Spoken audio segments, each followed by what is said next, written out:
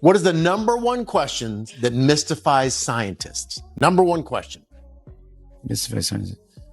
Is there life on another planet? Oh, no. Why does Meghan Markle make her own pretzel bags? They don't know why. That's interesting. She takes it from one bag and puts it in another bag. It's another bag. And that confuses people. This, we're just going to put into a different bag. Another big revelation was that Meghan said that she and Harry actually got married 3 days before the royal wedding. Great. Now I feel like a fool for waking up at 5 a.m. to watch two married people get married. She is an absolute user of the media. She uses every conceivable way to try and play the victim and score points. I've already settled it for myself, so flattery and criticism go down the same drain, and I'm quite free. The one person who I think has been really happy about all of this is Prince Andrew. I'm guessing that he has been nudging the royal family. Can you believe what Meghan did, huh? Can you believe it? On The Tonight Show, Jimmy Fallon didn't just make fun of Meghan Markle. He cooked the joke slowly, covered it with sarcasm, and gave it to the crowd with a side of late-night laughs. I read that Harry and Meghan met on a blind date. Here's how they planned it. Meghan was like, I'll be wearing a blue shirt. And Harry was like, I'll be Prince Harry. If Meghan thought Netflix cutting shows was bad, just wait until she sees what happens when Fallon takes her brand drama and makes it into a comedy speech. Later in the press conference, a reporter asked Trump about Meghan Markle, and this is what he had to say about her. I'm not a fan of hers, and she probably has heard that, but I wish a lot of luck to Harry, because he's going to need it. Wow. Who had Meghan Markle on their random Trump insults bingo card? Anyone? If you're keeping track, Meghan Markle's got beef with the Queen of England and the President of the United States. No surprise she is called the second most hated celebrity in the world. It seems even the crowd can't take all that royal spice. This is a dangerous person. I don't like her. That's what everybody says. Yeah. Everybody who works for her quits. Everybody says she's a bully. She's very nasty. Not only is she incredibly controlling, but she's a bitch about it to everybody who works for her. When things inevitably start spiraling downward, she blames everyone but herself. And Fallon wasn't alone. The joke chain reaction is real. Stand-up comics, TV hosts, even meme pages are treating Meghan and Harry like a buy one, get one free deal of celebrity jokes. No matter the style, the roast makes itself. The woman who destroyed her in-laws' family, whose own family doesn't like her, whose the in-laws obviously don't like her, the public doesn't like her, she seems to be one of the more vindictive, sort of nasty figures in public life. But Fallon's act felt different because instead of a quick one-liner, he took their royal drama, gave it a late-night twist, and showed it to a crowd who laughed like they had been waiting years for this moment. You'll see why Meghan might be changing her media plan. Did you guys see this? Meghan Markle announced that her As Ever product line sold out in under an hour. It's strange when you marry a prince and you're the breadwinner of the family. Meghan was excited while Prince Harry was like, what the hell am I going to do with 3,000 cases of wildflower honey? But Fallon's act felt different because instead of a quick one-liner, he took their Roy, then Fallon with Oliver points out what everyone else already knows except Meghan and Harry. They still believe in their so-called power of yet. That hopeful dream that things will suddenly turn their way is the key.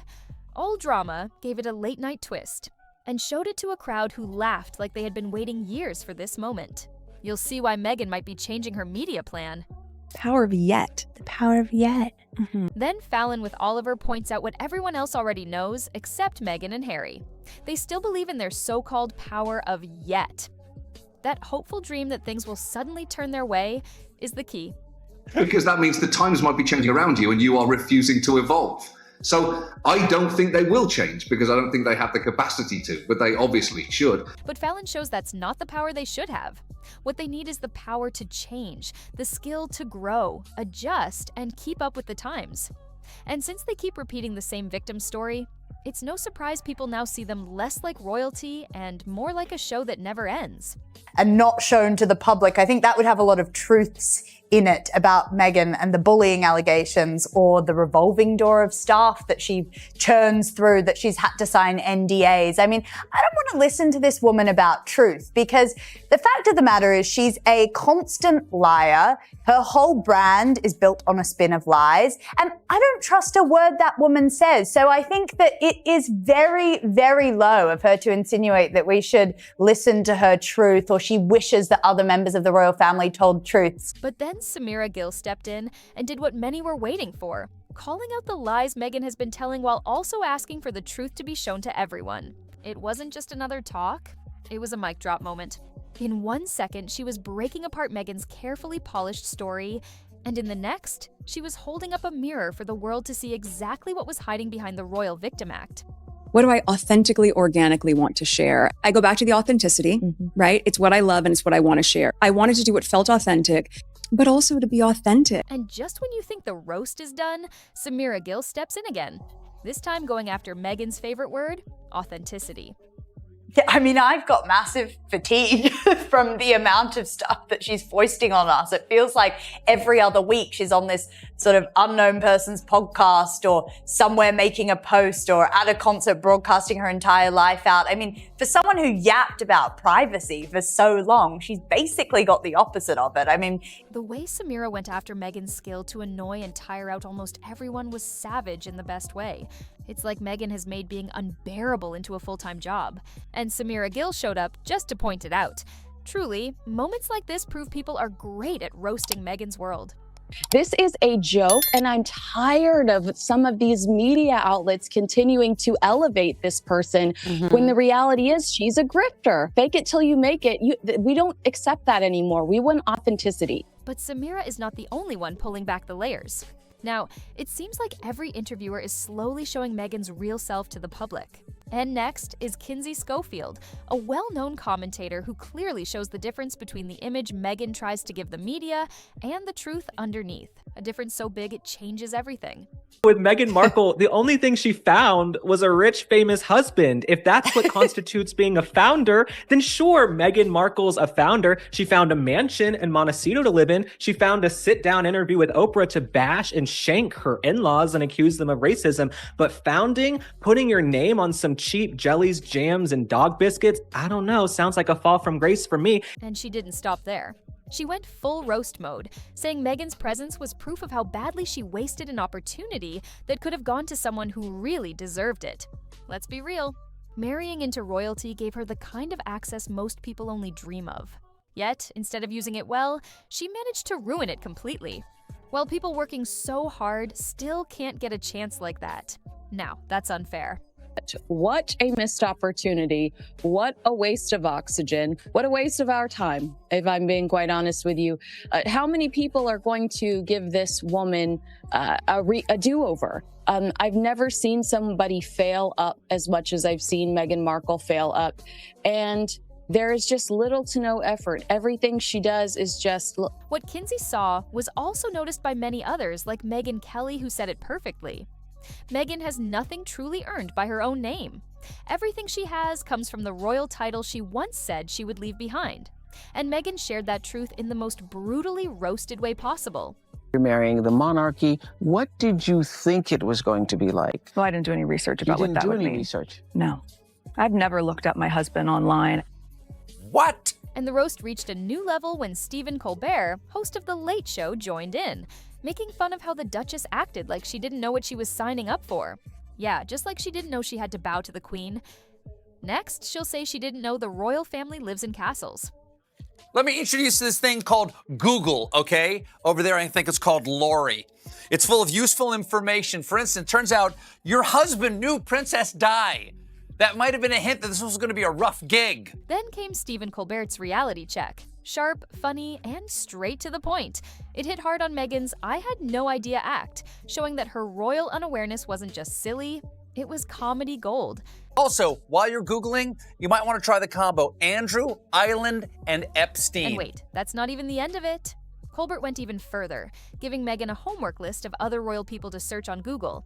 Yes, right next to her own husband, just so she could finally understand what she had signed up for from the start. Oh, and if you don't Google things, you're the only person I can show this to.